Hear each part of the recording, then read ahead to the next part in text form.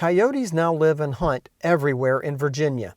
Black vultures are migratory birds protected by federal law. Both are among wildlife species that are difficult to control. Specialists with the Virginia Wildlife Services Program offer advice on how to avoid and reduce livestock losses and other damage.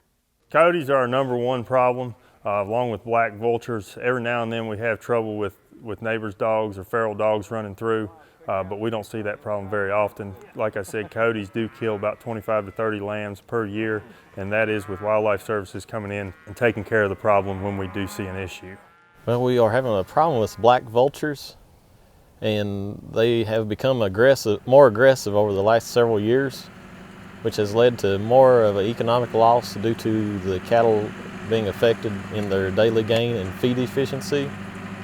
And it has affected also in loss of newborn calves due to predation and them attacking them, or calves getting stepped on, so forth, by the cattle trying to defend the calves.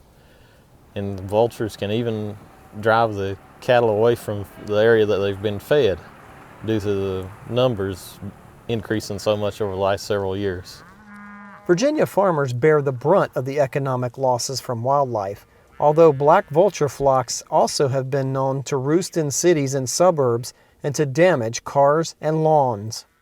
Our staff works more than just with farmers. We're also available for anybody that calls in that's requesting help for services that we can provide them with the information they need, sometimes with the control aspects of what they might need.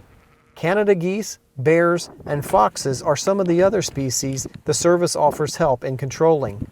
Lethal force is usually the last resort, especially since better control methods can be more effective. A lot of the preventive measures that we do are building better fences. If we have problems, we'll move sheep in closer to closer pastures or where we can set snares and fences.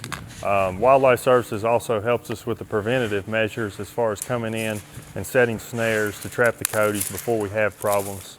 Like I said, the guardian animals work to a point, but they are not 100% effective.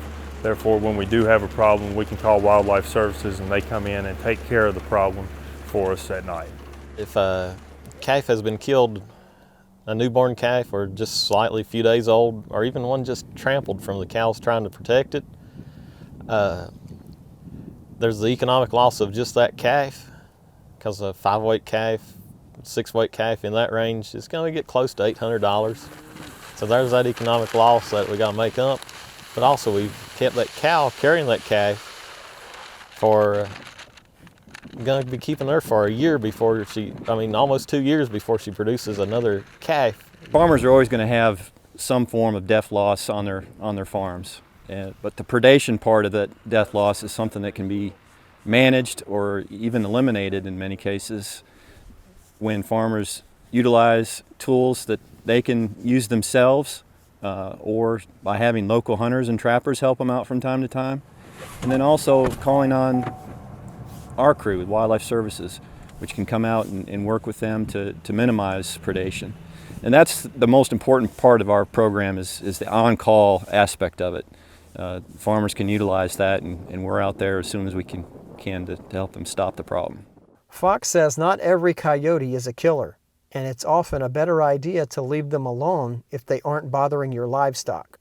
You could be opening up a territory for a more aggressive coyote. Historically was a Western Virginia issue, mainly because that's where most of the coyotes were initially, and that's also where most of Virginia's livestock are at. But over time, coyotes have infiltrated all counties in Virginia, and some of the producers in the eastern part of the state are having issues as well. Each year we work close to 200 farms for coyote and vulture issues. Half of those are sheep farms, the other half are cattle farms usually, so it just gives you an idea of the number of calls and requests that we get for help. The Virginia Wildlife Services Program is supported by the U.S. Department of Agriculture and the state government. Crougy says it's an essential program for him. Without it, he'd have to get out of the sheep business. But farmers are not the only people with access to the program. There is a nuisance wildlife conflict helpline in Virginia that anybody in the state can call. They talk to our staff, and get advice and help right over the phone immediately. Prompt assistance like that has made Virginia Wildlife Services a popular program in both the city and the country. In Wythe County, Virginia, I'm Ricky Gibson reporting.